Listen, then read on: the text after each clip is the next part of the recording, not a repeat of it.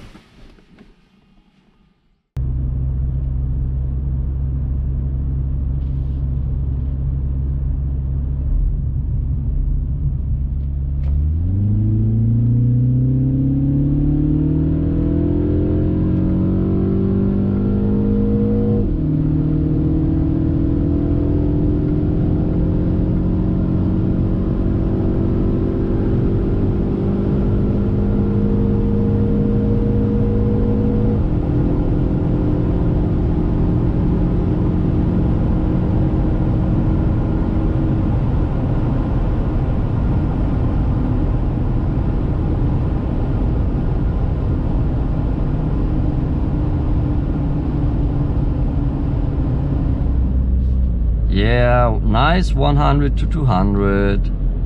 Sadly, I don't have many other cars to compare with yet, but it seems pretty good. Of course, it's not that fast as most of the motorbikes I test. So have fun and drive safe.